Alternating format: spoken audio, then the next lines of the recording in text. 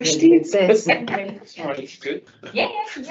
All right, welcome to tonight's meeting of the Assets and Infrastructure Committee meeting. I declare the meeting open at 7 p.m. I would like to acknowledge the Bidjigal people of the Eora Nation, who are the traditional custodians of all lands, waters and the sky in the Georges River area.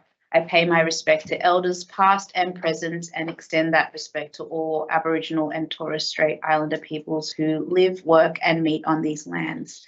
I think we've got a full house, so no apologies. We don't have any requests for audio visual link. Staff and public are reminded that this meeting is being recorded for minute-taking purposes and is also being broadcast live to the public on Council's website. In accordance with Section 5 of the Council's Code of Meeting Practice, the recording will be made available on Council's website. Code of Meeting Practice, so the order of business is as shown in the agenda, which has been made available. Staff and public are reminded that this meeting is open. Doors to the meeting room are to be left open unless the meeting moves into a closed confidential session in accordance with Section 14 of the Code of Meeting Practice. Only if the meeting moves into a closed confidential session will the public broadcasting of the meeting be suspended. Council's Code of Meeting Practice prohibits the electronic recording of meetings without the express permission of Council. And mobile phones must be turned to silent during the meeting. Did we have any disclosures of interests for any of the items tonight? No. And there are no speakers registered for tonight's meeting, so we'll just jump into the minutes. So can we get the confirmation for the minutes of the Assets and Infrastructure Committee meeting held on the 10th of February 2025? Councillor Stratopoulos, seconder. Councillor Mort. All those in favour? Aye. Anyone against? I declare that carried.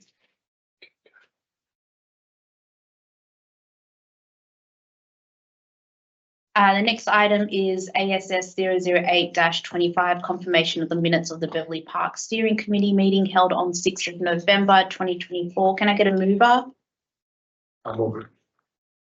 Demowski and a seconder. One. Any issues with those minutes? No. I'll put that to a vote. All in favour? Anyone against? Declare that carried. The next item is ASS 009-25, confirmation of the minutes for the Georges River Council Traffic Advisory Committee held on the 5th of March 2025. Can I call for a mover? I think Councillor Wang. Nancy, you were at that meeting, weren't you? And I think Nancy was at that meeting, the Traffic Committee. Yeah, she's looking for a second. second. Deputy Mayor Lou. I'll put that to a vote. All in favour say aye. Aye. Anyone against? So declare that carried. All right, so we're just jumping to the committee reports. The first item is ASS 010-25, the draft graffiti and posters policy 2025. Can I just call for a mover? Lamort and seconder Councillor Wang. Does anyone have any questions or concerns about this particular item that they want to? Mr. Online? Okay, good. Any questions? All good? I think it's a great policy regarding removal of graffiti as soon as it's as soon as council are made aware of, which I've actually reported quite a few myself over the years, and it's always really good to see that it's removed ASAP. And thank you. Anyone else? And I think we were discussing as well that it captures a lot of the things that you mentioned at the last council meeting, particularly around the electrical assets, the companies being illegal signage, advertising signage. Wonderful. All right, I'll put that to a vote. If we have no other comments, questions, qualms, no. All in favour? Aye. Anyone against? I declare that carried. The next item is ASS 011-25, Douglas Cross Gardens, Oatley. So the repurposing of the fountain area. Can I get a mover? Councillor Mort, and a seconder, Councillor Gow. Do we have any questions or concerns or Anything to the director? I just like, Yes, councillor Mort? I'd just like to say I'm very happy with the option that the council officers have come back with. So I think given that there's a great big walkway over just behind George's Cross Gardens, I think it'll work well with, you know, some bicycle racks and then some nice planting down there. And I think the community will be very happy with that. And it's also a very reasonable option financially for the community. I think they'll be happy with that. I certainly am. Thanks. Thanks. Anyone else? Thanks. Thanks, councillor Mort. I'll put that to a vote. All in favour? Say aye. Anyone against? Declare that carried. And now we're at the last item, ASS 013-25, Hurstville School Precinct Traffic Study Outcomes. Can I get a mover for this item? And a second. Councillor Wang, seconded by Deputy Mayor Lou. Does anyone have comments, questions? The director? Yes. Yes. Councillor Wang. Yes, I have a few comments. So this is a long way coming. I remember since 2021 or 2022. So we start to have the parents and the schools meeting, and that's how this report was sort of hatched. And since then, so I've been involved for years for this project, and everything, every feedback and every problem was sort of pointing to this report. So we are waiting for the report, but it's also a live stream to this report. And very happy to see finally the report has seen the daylight, and I have read it 2 or 3 times already, and I have not got all the detail, but I have to say it's brilliant report, covers all the detail. It's very comprehensive and covers all the detail, and there's some practical solutions there. So that's the comments I want to make. And also I would really like to take the opportunity to thank the staff and also the school community for their contribution. And so I do have a few questions though, probably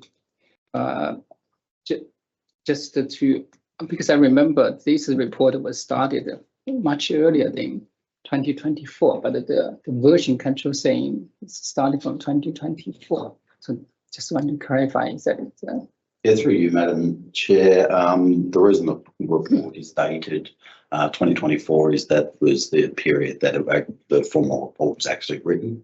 So yeah, a lot of pre-work in the lead up to that. Yeah. A lot of collaboration between the Department of Education, Yeah. Transport for New South Wales, Bayside Council, Georges River Council, representatives from each of the public schools and the high schools in that area. So Yeah. it's been a huge collaboration to get to the point where we're at. A lot of community consultation involved in all of these as well. So community sentiment has really been around that safety of the precinct. It's been a very good project, I think. Okay, thank you. So the second question is, of course, the finance, because this report is saying there's no finance implication. I understand it's just for the report, but I'm concerned about the work down the path. There are lots of capital works in the footpath and the signals, the ramps and everything. So how does the community have the confidence we have enough funding, either from council or from the state or from the transport, to have the sufficient fund to address the concerns? Through you, Madam Chair, as the manager strategic placemaking was council's lead on this project, I might just defer to Hayley. Yeah, sure. So in terms of funding some of the key capital works that you see as recommendations, you'll notice that when you do read through the report, some of them are under Transport New South Wales jurisdiction. So that's something that we would get commitment from them to deliver. Things that there are also items that are for the schools to deliver. So that's something that the schools would commit to delivering. So that's what makes it so impactful, is that we're not the only stakeholder driving the actual outcomes. In terms of those capital works that are under our remit to actually deliver. Mm. So out of any traffic study, what we do is prioritise the items that come out of that Mm. and then work towards their inclusion in future capital works programs. So every year we've got approximately 1.2 million in our capital works traffic facilities. Yeah. All these projects essentially vie for that money and then they become committed in the program as we work through it. So as this is such a important study and precinct, given all the schools and the high frequencies of pedestrians around it, we would obviously have a little bit of a higher weighting when it came to actually getting that capital works funding. I just want to add to that as well that when it comes to looking for grants to support projects that we have within our capital works fund, a project like this would definitely be more favourable to grants because it does have that school element to it as well. So pretty confident that we can start to achieve some wins. If I could ask a follow-up, I've been involved in the two for some years. Yep. Obviously, the key area is that Hurstville and Forest Road, Lily Street one, because that's where the accident happened. And I understand there was a report of, I think, a student that was nearly clocked when the study was happening. Is there any immediacy in council's view of doing something there as well as the other places? I know there are 4 zones. What's on the top of your list is what I'm trying to ask you. So through you, Madam Chair, there's been, my understanding, there's been some conversations between Transport and the schools around a potential overpass. Yes. That site there. So that's something that the schools are definitely really pushing towards. It's referenced in the report a little bit lower down the priority just because there needs to be more investigation done around that and the feasibility of it. And it's not necessarily something that council would be directly involved in, but we would be a stakeholder. Is there anything that you can kick off in the next year, in the coming year, that can help, not just that area, but the other 4 zones, the other 3, sorry? Yeah, so we would go through and look at the priority of all the items and look and see, well, what are the quick wins that have most impact, and a lot of them from the report are the regulatory work to make sure that people are actually abiding by the road rules there. And then there's some small signage changes that we can make that are, they seem quite small, but they are high impact when it comes to people. Yeah. The safety of the area. Yeah, just to add to that, as Hardy pointed out previously, because there are so many schools in this particular area, this will receive high priority in our current budget, in our current capital works program. So all of those improvements that are council's responsibility, 32 I think there were. So of the 32 improvements, they would be very high priority in the capital works program under traffic facilities. Yeah, and a lot of them have the ability to be operationalised as well, which are we could turn around. Is it still my understanding? Thanks for that. Sorry, it's still my understanding that there is some collaboration with Bayside, right? Is that on the lower end because it's sort of outside that? No. Okay. So we have through you, Madam Chair. Sorry, there's we've got a technical working group set up where we meet with Bayside. The principal of Hurstville Primary has indicated that he will represent the schools in that, and also Transport for New South Wales, where we go through the recommendations. From the report we've got back from Bayside, they've actually started actioning the work along Croydon Road. Good. So yeah, I think we're just progressing in the right direction when it comes to this work. And do the changes need to go up to Traffic Committee next, or what's the process? Yeah, through you, Madam Chair, all of the recommendations that have been listed in there that fall under Georges River Council responsibility, and the others will go through Traffic Committee. Yeah. Cool. Thank you. Can I ask a question? What part of the between Lily Street and Forest Road and Croydon, what part of that would support, what part of those streets would support an overpass bridge? Or is there a possibility that would have to end up in a school or? Through you, Madam Chair, Transport for New South Wales have advised that they're looking at the various locations that it would be feasible. So that's the point that they're at the moment. It's likely it's going to sort of land where the KFC car park is and across into the school grounds. That's probably the most likely area, but there's still a lot of feasibility that they need to do to ensure that they're not encroaching too much into those 2 locations. Thank you. Given how much work has been gone into this, do you think there's utility having something like a a page, a website page on showing I that, think that's sort of really good just like idea. a table, because it sounds like you've worked a lot Mm. into this project. Yep. And it's kind of like earmarking, this is something that we need to look in X, whatever financial period, so that there's an expectation and clear communication with people in Hurstville and also with people who reside in I think the schools and places. P&Cs would love that too. Yep, I don't know, Yeah. that might be, Yeah. and it doesn't need to be contemplated. And it's something that email it, look, we are looking at it, this is the 'Cause you've done the a lot. plan, this is the next steps, this is what we've done for, because this is the second study, right? Yep. The first one was some time ago, yeah, 17, I remember it, yeah. Yeah, this is a lot broader than the Yeah. previous study as well, so a lot more detail.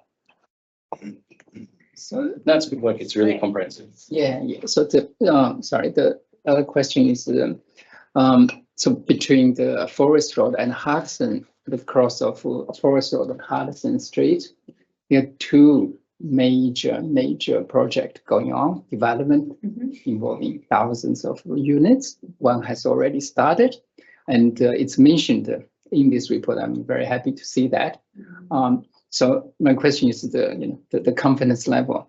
So how accurate is the project of the traffic impact and parking impact for the new development, because it's going to be huge. Yeah, through you, Madam Chair, in circumstances like this traffic study, they need to future-proof the improvements. So they're not done sort of looking at what it currently exists today.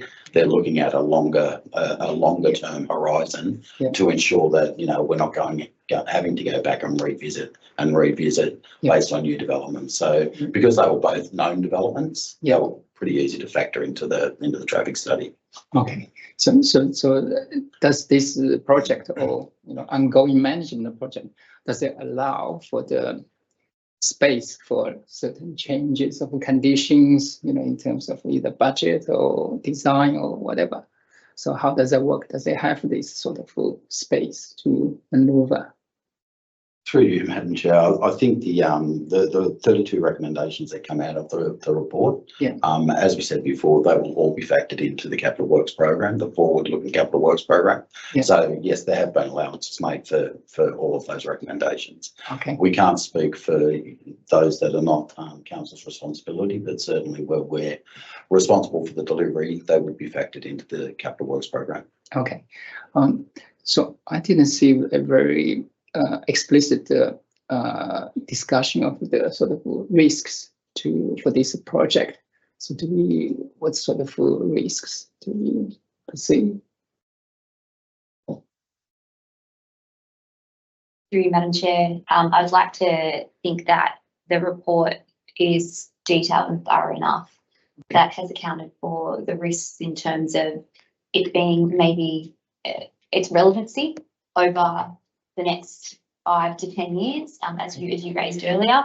But the reports of this calibre always take into consideration approved development and the density that it brings to an area. So from that side, that's a risk mitigation that we always build into this size of traffic studies. Yeah. In terms of risk moving forward of people actually and enforcement and people and culture and behaviour of people. Sure. Yeah, that's something that is constantly a risk to the Yeah. outcomes of this study. And it's something that we look to the P&C and we look to the schools to help report that and enforce it through the community as well. Yeah, so I was going to say, so probably one of the risks identified is the community engagement. So as we have seen, so over the years, we're meeting with the school leaders, the stake is very high, the emotion is running high, especially we had several fatal accidents. So I think we should just double down our effort to engage the school, inform them at every step of the way, how we're going and everything. So that's my suggestion. Yeah, through you, Madam Chair, there's no intention to sort of disband that working party that has been established. And I think that's been a really good conduit to actually get that information disseminated through the schools and through other channels. I think the suggestion of an inclusion on the website will also assist in that community engagement piece as well. So I think, there's a very high I guess, a very high focus on ensuring that the community is well informed in that area. Yeah, so I have personally already engaged PNC for this report. It's already public, so I sent to them, asked them to review. Yeah. So I keep doing that. Okay, thank you very much. Thank you. Any other comments? All good? All right, so I'll put the item to a vote. All those in favour, say aye. Anyone against? I declare that carried. Oh, my pen decides to work. All right. I think that's the last item, so I'm going to close the meeting. So there's no other business on the agenda. I declare the meeting closed at 7:20 p.m. Thank you, everyone.